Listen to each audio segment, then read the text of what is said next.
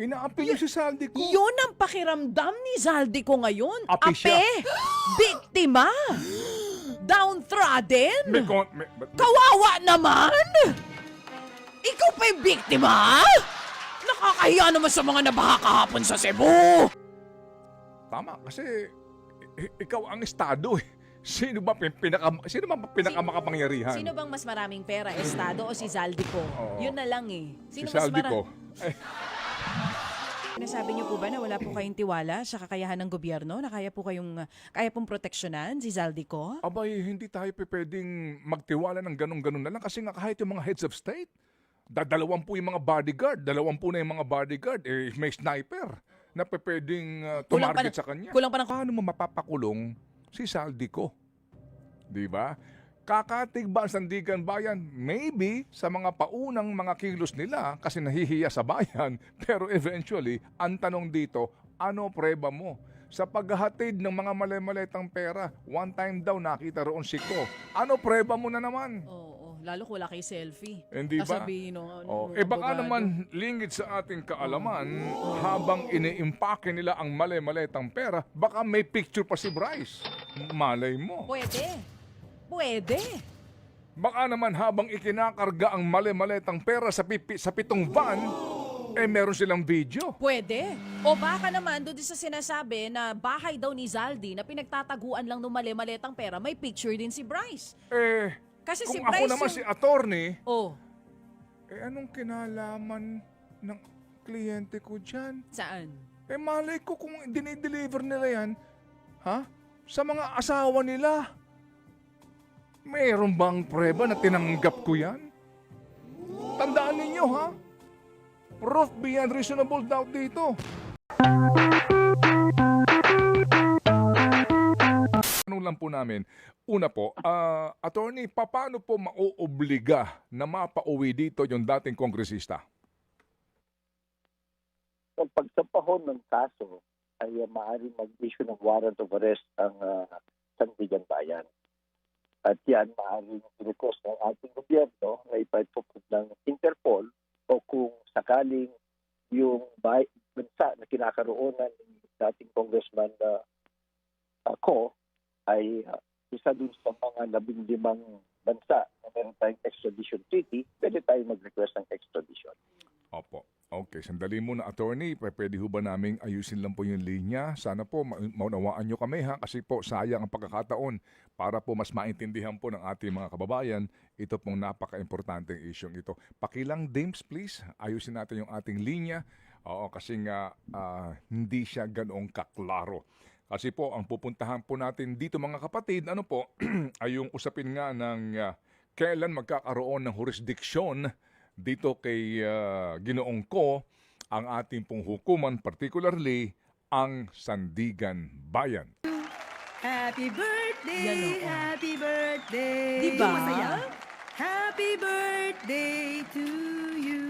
Oh, ang saya ni Auntie Claire, di ba? Kitang-kita niyo naman. Good morning po sa inyo, Secretary Claire. Kamusta po, attorney? Oo. Secretary? Ba? Oo. Malay mo. Oo Makita nga, mo may yun, mga ugong-ugong magkaroon nga. ka ng kakilala. Oh. Actually, kaibigan at Na? kasama sa trabaho na secretary. Nang? Ha? May naririnig ako. May narinig ka. Oo, totoo kaya yun?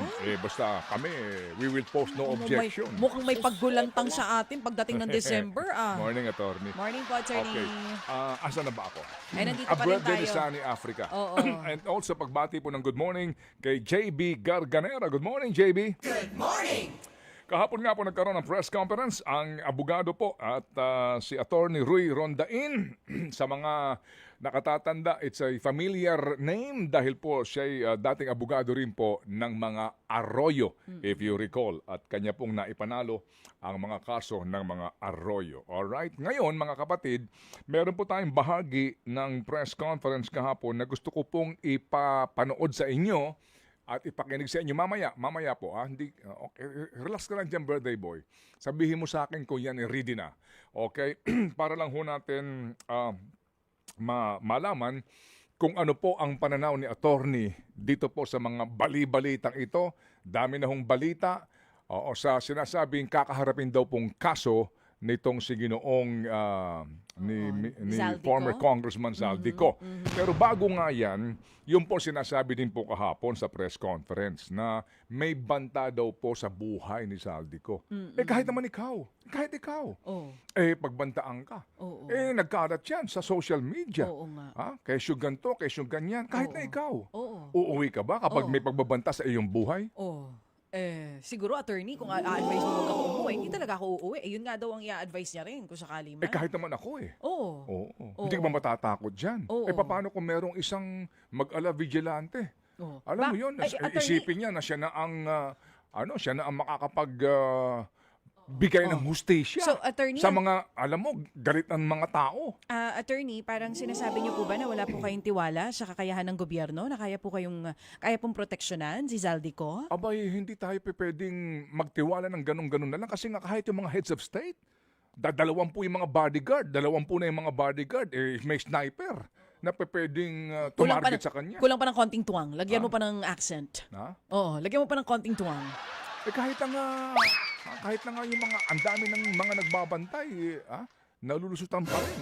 Hindi tayo pwedeng ipagkatiwala na lang natin sa gobyerno. Ang Pero lahat. attorney, ang pag-alis po sa bansa ay parang sign of guilt. Alam mo, mali yung term mo, hindi sign of guilt. Ano po? Ha? Oo. Ha? Oo. Hindi po ba parang lumalabas na parang guilty po yun dahil umalis po siya ng bansa? Parang binabanggit mo na yung flight. Flight. Flight as an indication of guilt? Oo. Alam mo, mali yung pagkakaintindi mo dyan. Oo. Mali Mamaya po pag ang may oras ka, seminar kita. Okay. Okay? Mali. Malambing muna sa una. Malambing muna sa una. Hi, Camille. Sandali. Thank you, Camille. I know you, Camille. Sandali. Oo. Wala naman ako. May ginagaya ba ako? Wala. Ikaw, Oo. Ikaw talaga. So, ang ano po, sir, ang flight, hindi po yun indication of guilt. Ay, ikaw naman. Mali. Pero- It's an abused Term? dictum. It's an Oo. abused theory. Oo. Alam mo mamaya pagkatapos nito, Oo. dinner tayo. Okay. Okay? Ayos ah. Sige po, sama ako sa inyo, attorney. Okay. Kontrobersyang ito na ayaw ho nating tigilan kasi nga po baka kayo ay ma-archive Pag naman, ma-park tayo. sa ating mga kababayan po sa abroad. Ano man po ang inyong trabaho dyan, kayo man po asawa ng OFW, kayo man po naghihintay ng inyong pong mga papeles. Basta ang importante, ang tanong namin, kayo ba ay nasa abroad? Kayo ba ay Pilipinong nasa abroad? Panay ho ba ang inyong padala? Na si Asek. Dumating na okay, kasi sa Cebu sila ngayon, ano? Oo, nasa Cebu ngayong Friday. Dadalaw po ang Pangulong Marcos Jr. dyan para tignan nga ang sitwasyon ng mga kapatid po natin. Ngayong Webes. Sorry. Hindi ba sabi bukas Hindi nga pa? daw, baka napaaga. Napaaga ang dalaw May ng briefing daw ho. Pangulo. Sige, naintindihan natin. O sige po, Asek ay Naka-standby Dumlao. tayo kay Brad Jeff siguro, no? Kung sakasakaling siya magiging ready na. Alright. Puntahan lang natin to. Kasi ngayon po may listahan kami dito ng mga flood control projects in Cebu. Kasi po, pangalawa sa pinakamaraming flood control projects, ang Ang Cebu. Cebu, 26.6 billion Opo, pesos. para na po natin maintindihan. Sila po ay pangalawa sa Bulacan. Sa mga taga Bulacan, please ha? Please lang po. Gising na rin po tayo. Correct. Huwag na ho tayo Wag magpaluko suma. pa. Huwag na ho tayo magpabola pa. Oo. Opo, klaro na po. Opo. Maaari kasing sabihin nga yung sinasabi din ni attorney, di ba? Prove it. Kailangan pang patunayan talagang hinhatid, tinanggap at kung maaari nga, pumirma pa ng voucher. O di ba? Okay, sige. So, baby girl, asa na ba ako? Yes, boy. Okay. Nandito pa rin tayo sa ating stasyon. Pupuntahan na ba natin to? Puntahan na Oo, muna natin kung yan medyo- kasi wala pa rin naman si Pastor eh. Andyan na ba si Pastor? Wala pa. Baka Eh, matagal pa si Pastor. So puntahan mo na yung gusto mong puntahan. Ha? Alis na ako. Hindi, ito muna. Ito maganda.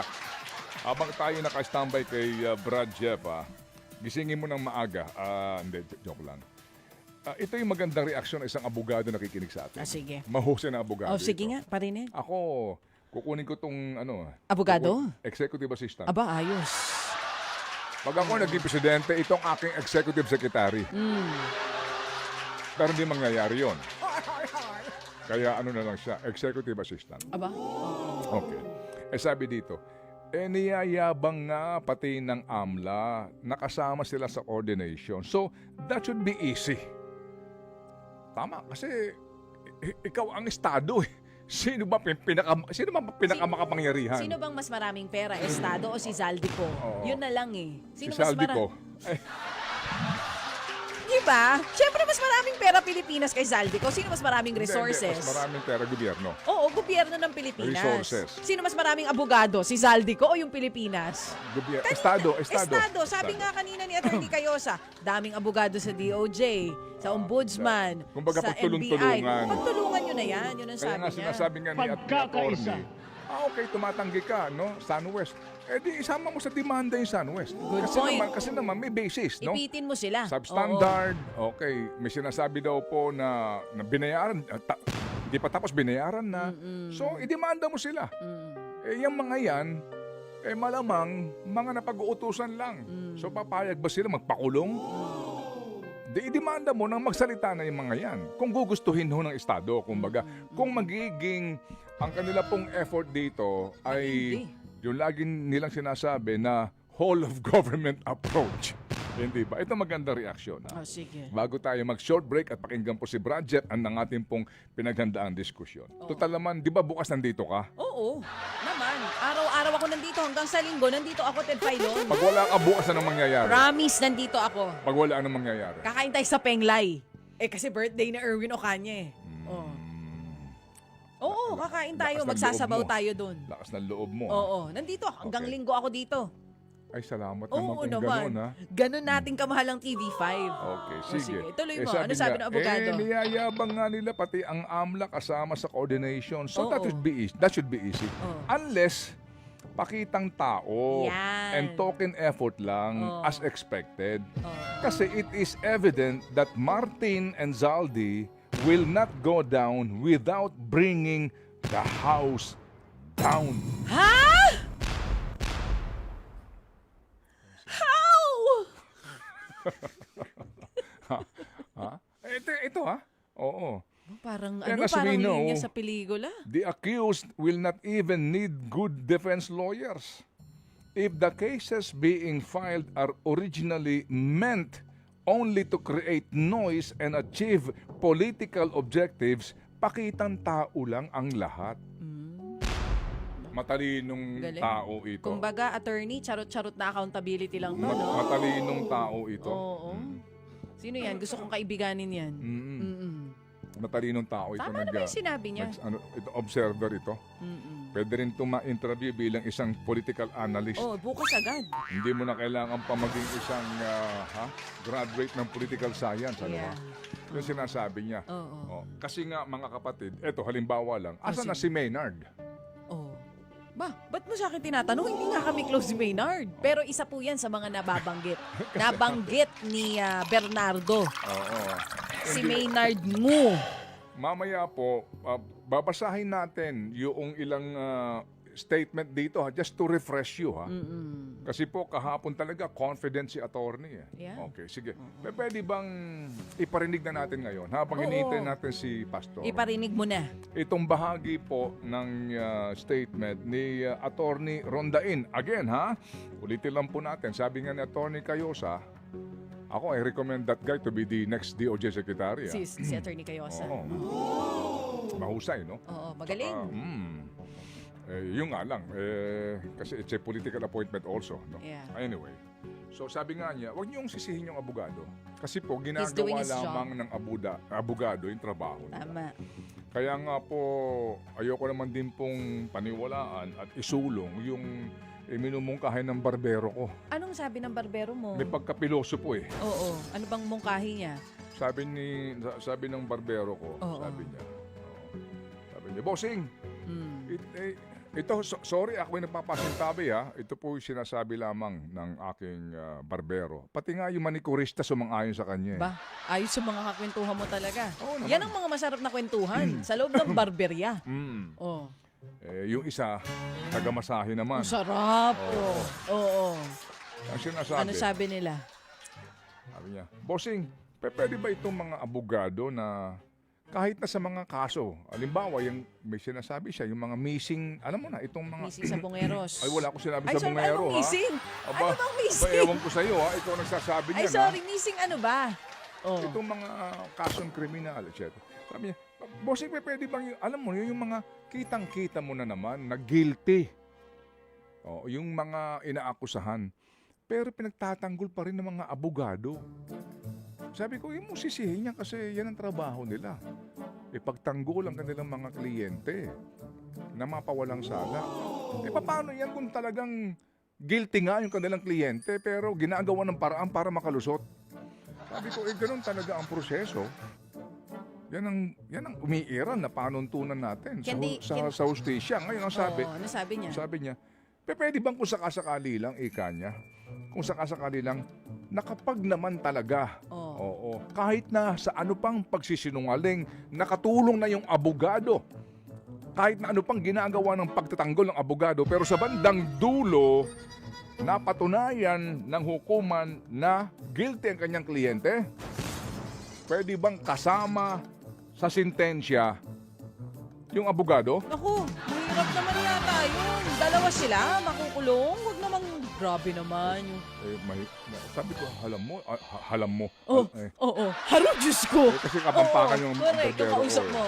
Sabi ko, halam mo. Oo. Delikado yung... Bakit delikado? Madami sila. Baka maubos na rin yung mga... Oo. Pero, pwede bang tumanggi? Kunwari sa akin, abogado ako. Ikaw yung inaakusahan. Pero, kita ko na guilty ka. Pwede ba akong tumanggi? I'm Pwede. sorry, I cannot accept your case. Pwede. It's obvious. Kasi Hindi ko kung kaya, ikaw, hindi kita kung kayang ikaw ipagtanggol. masunurin Oo. doon sa Code of Ethics Oo. ng mga abogado. Oo. Kasi basically naman, ang kanilang sinumpaan dyan na hindi sila magsisinungaling, ha? Hindi dapat tinuturuan ng abogado yung kliyente na magsinungaling.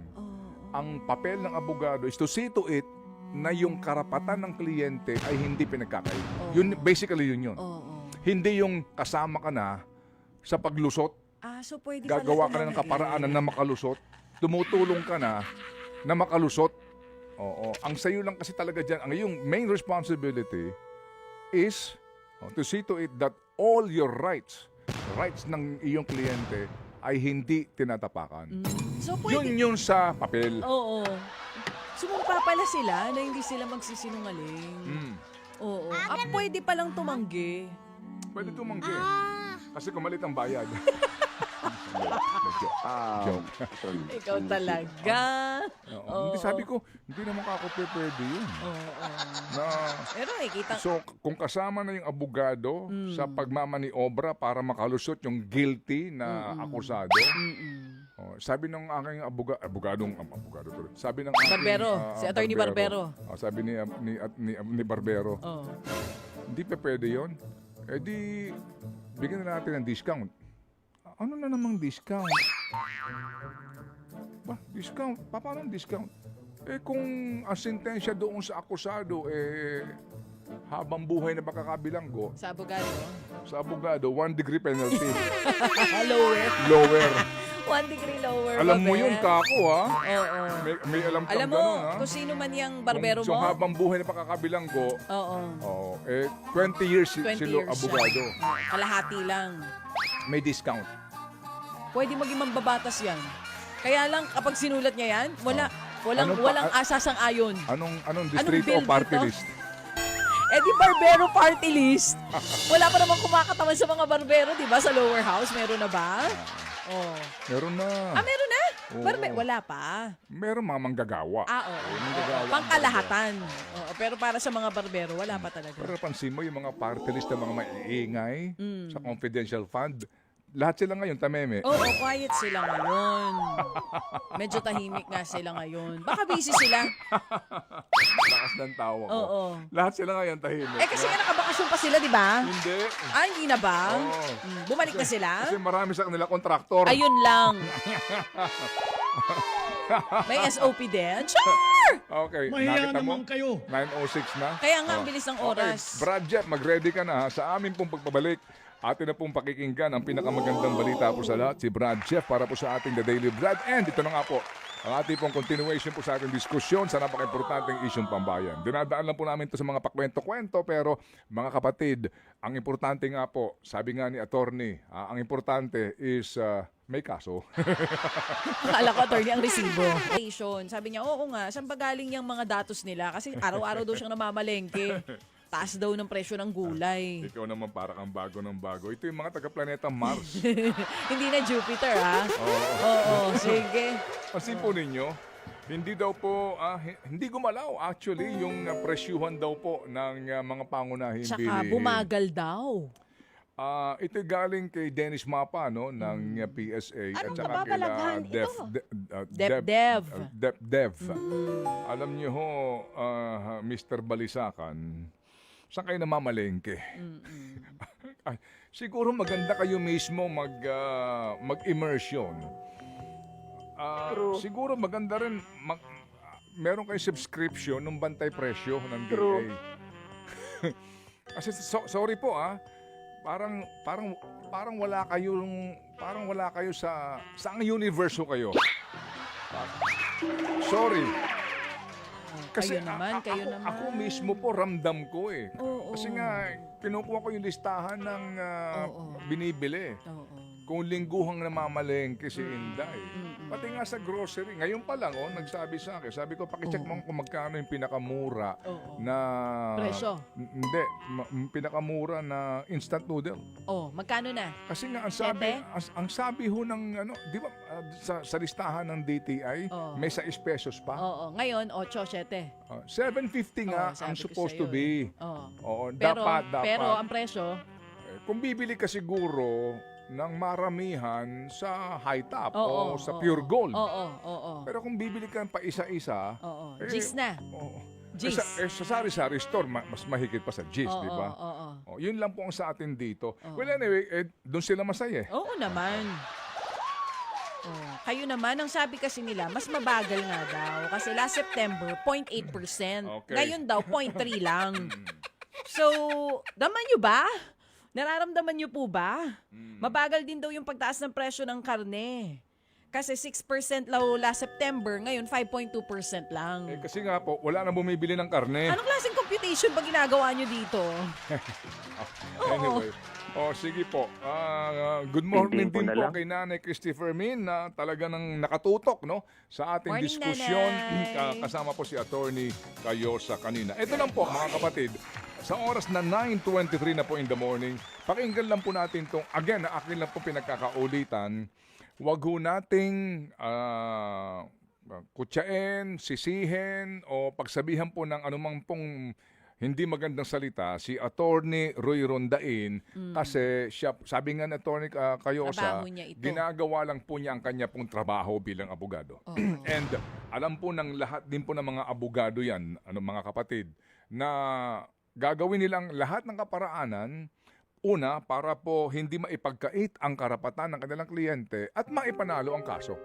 Given po naman yan. Kaya ito ho muna, pakinggan natin, nung tinanong po mga kapatid, itong si Attorney Roy Rondain ng isang mamamahayag, kung kumusta na po yung kanyang kliyente. At siya po'y napunta doon sa usapin tungkol nga, sa kasalukuyang kasong kinakaharap ng kanyang kliyente na si Zaldico. Panoorin po natin. Sir, when you talked to him last night, how did he sound? Downtrodden, as always. Nalulungkot siya dito eh. Ako rin nalulungkot din ako eh, dahil hindi patas eh. Sana if we stick to the facts and to the evidence. I'm telling you, if the government stuck to the facts and the evidence, hindi dapat i-file yan. And lahat ng mga criminal cases ko na very, very hot, na galit ang mga tao, preliminary investigation pala, sinasabi ko, walang ebidensya, walang crime na nakomit. Nagtatrial kami for 10, 15 years and then na-acquit mga kliyente ko. Nagagalit yung mga korte, yung Court of Appeals, Court of Tax Appeals, nagagalit. Sinabi, these cases should not have been filed for lack of evidence. That's where we are today. I'm telling you now, walang ebidensya. Hindi dapat ma-file. Walang ebidensya. Walang ebidensya. Hindi dapat ma-file. Walang crime. Yung kliyente ko, kliyente namin. Okay, so balikan natin. Sa kanyang karanasan daw po, sa paghahain nga ng kaso sa kanyang mga hinawakang kliyente, umaabot ng 10, 15 years. At kinalaunan, napapawalang sala ang kanyang mga kliyente kasi nga sinasabi ng husgado, in the first place, dapat hindi na isampa ito. Kasi walang ebidensya. And sa kasalukuyang pong kaso, that's where we are today. I'm telling you now, walang ebidensya. Hindi dapat ma-file. Walang crime yung kliyente ko, ha? Yung kliyente ko. Kliyente namin. Kaya nga po, ngayon, sa gantong pahayag po ng isang abogado, nasa estado na. Diba?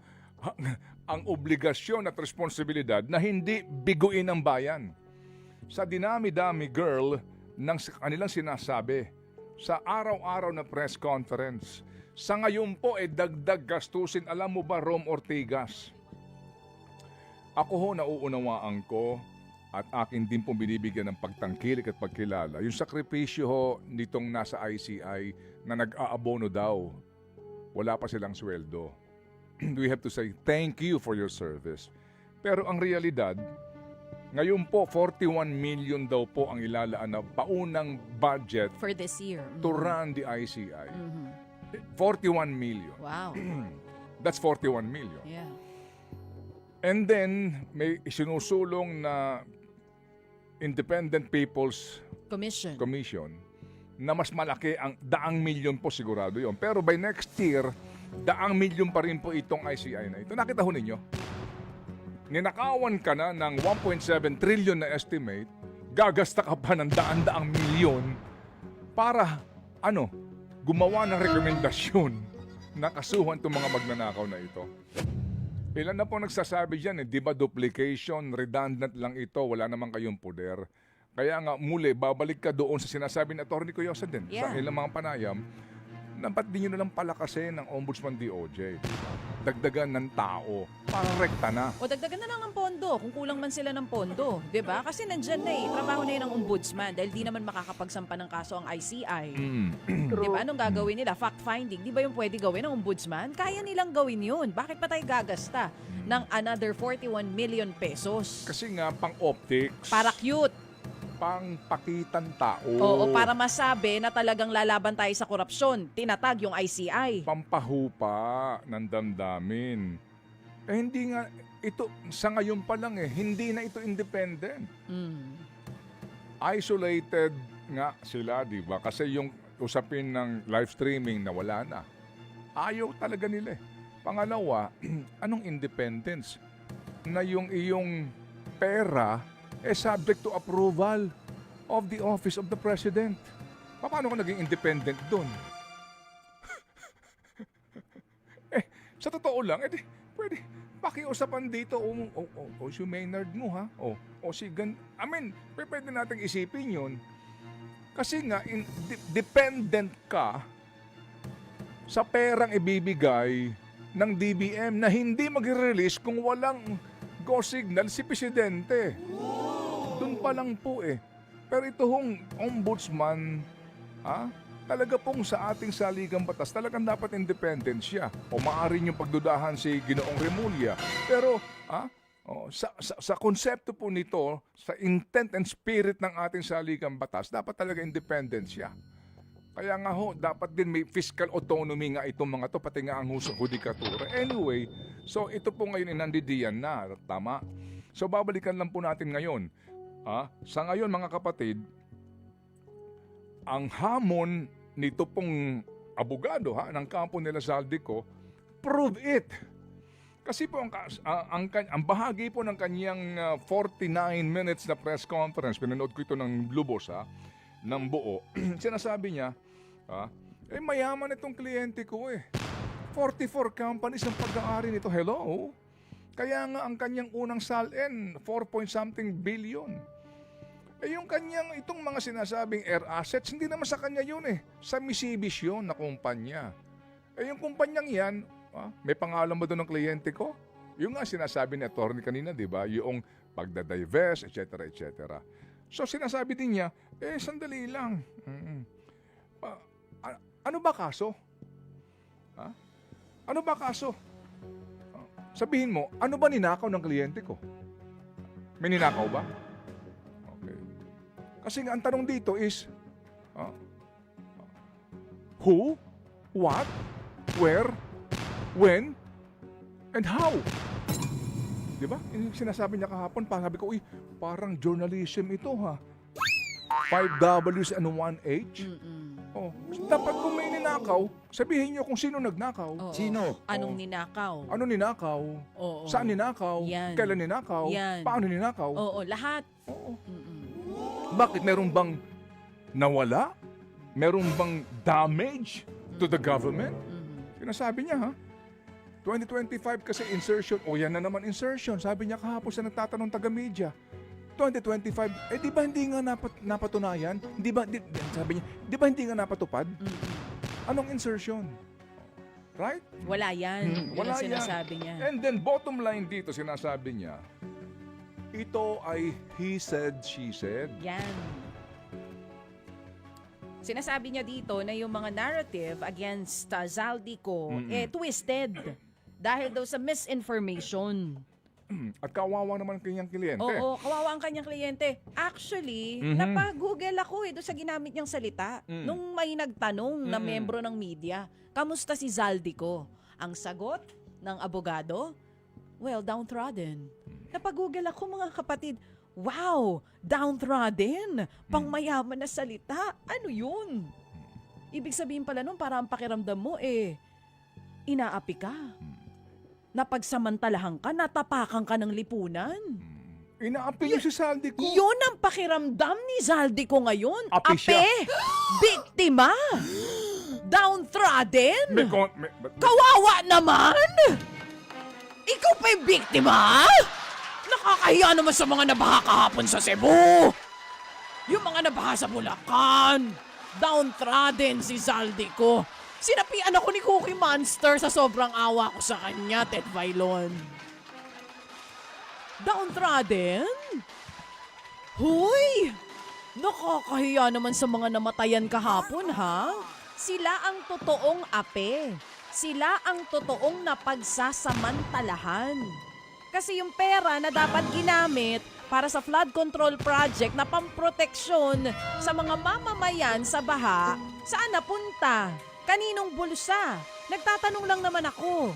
Ngayon, pakisagot, sino po ang downtrodden? Kasi kung nandun ako kahapon, pag-google ko ng downtrodden, ang itatanong ko kay attorney with all due respect, downtrodden po si Zaldico? Hindi po ba ang downtrodden dito ay ang mga biktima ng baha? Ano kayang isasagot niya doon? Yun lang naman ay tanong lang. Downtrodden ba, Ted Filon? Word of the day, downtrodden, ha? Kawawa! Inapi ng lipunan. Kaya nga hindi makauwi dito sa Pilipinas yung kliyente niya. Kasi natatakot. Dahil baka kung ano ang mangyari Kawawa. Ako si attorney. O sige, attorney. Well, that's your opinion. Yun ang gusto ko kay attorney. Chill na chill kahapon Anyway. Pero I have to say, Oh. Zaldico, kung magkano man ng PF ni attorney, it's worth it, ha? I mean, sanay sumagot sa media si attorney. Anyway, 9:34 po ang ating oras. Mga kapatid,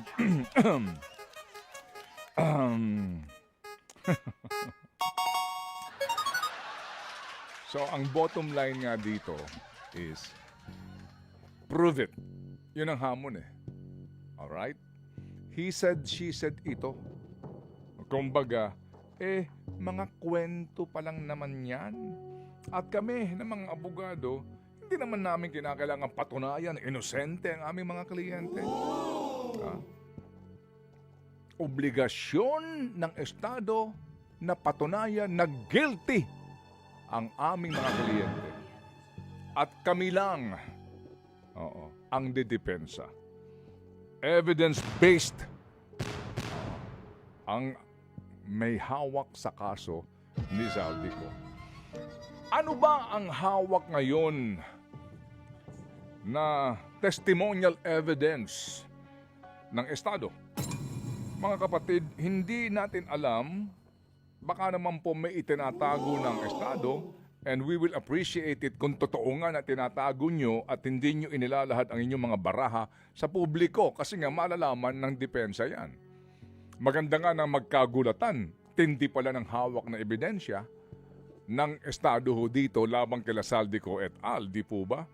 Pero the fact nga po na hanggang ngayon wala pa rin pong freeze order sa mga air assets ng Misibis, mukhang they have a problem. Hindi po ba? Nahihirapan sila. Pero anyway, ano ba ho ang isang halimbawa dito, Attorney Zarina Balbagibar? Magandang halimbawa. Pababasahin lang kita sa sinasabi daw po na he said, she said. Well, kumpanyero, ibigay mo sa akin yan. Oo. Na uri po ng testimonya. Oo. Who would have Okay. thought na yung pangarap nating maging abogado ay dito lang pala matutupad sa programa. Kumpanyero, Okay. ibigay mo sa akin yan. Sandali muna. Kumpanyera, panyero. Okay. Oo. Sandali muna, Panyera. O sige, panyero. Kasi hindi ko na muna pupuntahan yung ICI interim report tungkol kay Zaldi. O sige, anong gusto mong puntahan? Gusto ko lang munang basahin mo ang bahagi ng sinumpaang salaysay ng isang lumilingon sa tawag na dating Undersecretary Roberto Bernardo. Paano niya nababanggit ang pangalang Zaldico? Sa number 16, sa pahina 3 ng kanyang sinumpaang salaysay, pakibasa nga ito. Naku, malapit It's okay, panyero. Ituloy natin ito. 9:37. O sige, ituloy Ang ating natin. tamang oras ngayon, Congressman Zaldico. Pakibasa lang po. Anong sinasabi ni Ginoong Bernardo sa usapin ng kung kailan sila talaga nag-uugnayan ni Zaldico? My personal knowledge regarding Congressman Zaldico are set out as follows. Congressman Zaldico one time called me to say that he met Engineer Alcantara and wanted to confirm, maayos bang kausap si Engineer Alcantara? To which I replied, maayos po. Engineer Alcantara told me that Kong Zaldico was asking for a 25% commission, and of that amount, 2% was to be shared equally between Engineer Alcantara and myself. In his exact words, "Boss, hati na tayo sa 2%. Furthermore, Engineer Alcantara would tell me every time that he made deliveries of cash to Kong Zaldico in compliance with his commitment to Kong Zaldico." Hanggang dyan lang? Okay. Yan po yung bahagi lang po ito Oo, doon sa mga paunang statement ni itong si Bernardo. And then, eto okay. Congressman Zaldico sa sworn statement ng isang lumilingon sa tawag na Henry Alcantara. Eto, bahagi lang naman, patikim lang ito. Okay? Kasi nga tumawag daw si Zaldis nang tatanong, kumusta ba itong si Alcantara, di ba? Maayos bang kausap to? Kasi eto ho naman yung kwento nitong si Alcantara tungkol kay Zaldico. Bahagi lang naman, Panyera. Noong Agosto o Setyembre 2021, nagkakilala kami ni Congressman Elizalde Zaldi Esco ng Ako Bicol Party List sa isang pagtitipon o meeting sa Shangri-La Bonifacio Global City, Taguig. Doon ay napag-usapan namin ang plano ni Kong Zaldi na sumubok na magbaba ng pondo papunta sa aking distrito para sa iba't ibang proyekto. Pagkalipas ng humigit kumulang 1 buwan mula ng aming unang pagkikita ni Kong Zaldi, ako ay nagpasa sa kanya ng listahan ng mga proyekto na may kaugnayan sa flood control. At ang mga proyektong ito ay lumabas sa General Appropriations Act of 2022. Sa pagitan ng 4 na taon o mula 2022 hanggang 2025, naging tagapagtaguyod si Kong Zaldi ng mga proyekto sa B1DEO.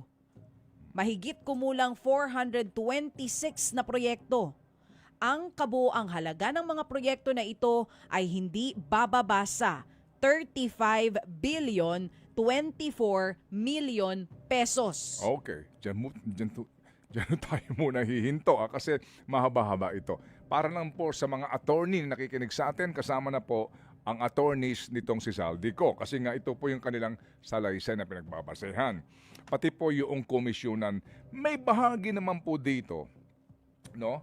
Kasi nga si Bernardo corroborating Alcantara and then ito po yung kay Hernandez. Bahagi lang naman, Panyera, please. Pakibasa lang, ito lang mismo na number 4.4 sa ICI interim report. Engineer Hernandez corroborated the foregoing. He testified that he was introduced to Kongko in 2021 by Engineer Alcantara as someone who would help them get funding for Bulacan. Thereafter, Engineer Hernandez accompanied Engineer Alcantara to a meeting with Kong Zaldi at the Fort Shangri-La, wherein Kong Ko has a penthouse. It was at this meeting that Kong Ko and Engineer Alcantara agreed on the 25% SOP per project. To celebrate their transaction, Engineer Alcantara gave Kong Ko 20 million pesos as Christmas gift, which was delivered by one Paul Duya and received by Kong Ko's Chief of Staff, Mr. Paul Estrada. Okay, so mahaba-haba pa po itong mga pahayag na ito. But basically po, sabi din ngayon na nakikinig sa atin ng isa pa sa mga mahuhusay pong abogado, girl, ha?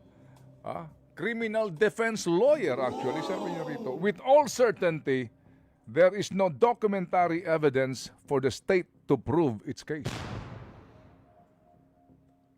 Obviously, he said, she said. Yan nga sinasabi ni attorney dito. Kwento lang naman yan eh.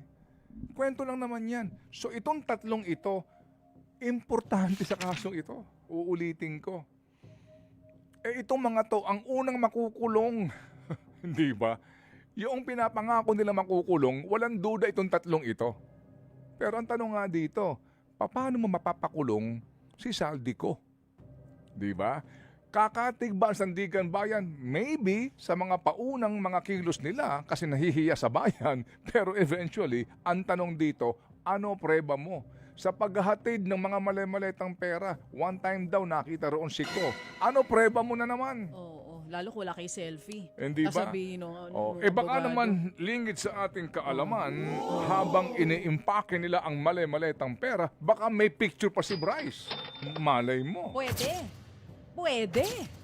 Baka naman habang ikinakarga ang mali-malitang pera sa pitong van, meron silang video. Pwede. O baka naman, doon sa sinasabi na bahay daw ni Zaldi na pinagtataguan lang ng mali-malitang pera, may picture din si Bryce. Kasi Kung si ako Bryce naman si attorney, Oh, anong kinalaman ng kliyente ko dyan? saan? Malay ko kung dinideliver nila yan, sa mga asawa nila. Mayroon bang preba na tinanggap ko yan? Tandaan ninyo, Proof beyond reasonable doubt dito. Kung wala kayong katunayan na ako ang mismo tumanggap niyan, wala kayong ebidensya. Nagkikwento-kwento lang kayo dito. Makukulong niyo ako na inaapi niyo na ako. Downgrado na siya, no? Api-api na ako dito Oppressed siya eh. Inaapi niya ako dito. Biktima siya. Patakin niyo. Akusahan niyo ako 22 bilyon ang binigay sa akin. Kayo naman. Wawa, natapakan. Saan ko naman ilalagay yun? 22 billion? Ang total? Masyado niya na akong inaapi niyan. Nagkikwento-kwentuhan kayo, naghahatid kayo ng pera sa akin. Anong preba niyo? Anong nangyaya kayo? Narinig ko na yung Kaya na kayo naawa sa akin? Narinig ko na yung ganyan. Parang alam ko na kung anong ending nito. Ganyan ba yung downtrodden? Parang kasi Panchito. Nakakatawa, no? Yung ginamit na salita. Downtrodden. Sige. Hindi ako makamove on talaga doon sa downtrodden siya. Kasi pag downtrodden ka, dapat ordinaryong tao ka na naaapi ka, tapos wala kang boses sa lipunan. Sabi. Talaga? Ito, meron. Downtrodden pero may pambayad sa mahal na abogado, ha? Meron tayong kaibigan dito. Anong Ito, sabi? mahusay- Downtrodden din siya? Hindi, mahusay ito na ano Anong sabi ng abogado? Kilala mo to? Attorney, Mahusay kilala ito ko na. yan. Ang mga kliyente ito laging acquitted rin. Ano sabi ni attorney? Ang daling hawakan ng kasong yan. Kaya sa totoo lang mga kapatid, opo. Ginagawa lang po natin to na medyo... Pero again, kagaya ng sinasabi mo sa akin kanina, we don't know yet kung anong hawak ng Estado ng mga ebidensya. Para kay Ombudsman Boying Remulla at sa mga abogado po na nakatutok, sa mga abogado ng gobyerno na nakatutok dito sa kasong ito, please prove to us na yung mga nangyari in the past, hindi mangyayari dito. Well... Napanood ko na kasi to eh. Sana hindi ganun yung ending. Kasi pag ganun ang naging ending, after 15 years or 10 years, kung ganun katagal aabot, wala nang pag-asa tong bansang ito. Hindi lang yun. Yung pa lang, doon pa lang sa ebidensyang ihahain mo para masiguro na walang piyansa. Yun pa isa. Kasi nalimutan ko na tanongin si attorney kanina, ha? Oo. Patawag ba Oh. natin ulit? Oh, kasi, Ano? okay, naglabas ng arrest warrant. Oh. Kulong. They will file a petition to bail. Yan. Yan ho yan. Unahin nyo kaya Ngayon kasi ngayon mainit, Mm. di ba? Oh, pero bukas makalawa, ang dami hong butas nito kung sasandal ka lang sa kwento. Kaya yung tatlong yan, kumbaga ako, alagaan din ninyo. yung tatlong Yung witness. tatlong ito, sa totoo yes, lang. Alcantara, Hernandez, Isa lang dyan ang Bernardo. bumaliktad. Nako, patay Taob. kang bata ka. Patay Ubos talaga. ang bangka. Kaya ako ay highly suggest pakinggan nila si Attorney Cayosa. Aha. Unahin nyo yung forfeiture. Na matagal mo na rin sinasuggest. Kasi pag wala ng pera, wala magagamit eh. Okay. Para At- maipagtanggol yung sarili. Alamin niyo kung nasa muna si Zaldi ko. Kahapon po, lumantad yung abogado nitong si Zaldi ko, si Attorney Rondain, at sinasabi niya na una, hindi daw po uuwi muna si Ginoong Ko kasi nga sa banta sa kanyang buhay. At ang binabanggit din po niya, yun daw pong subpina o imbitasyon na hindi pa ho nila natatanggap.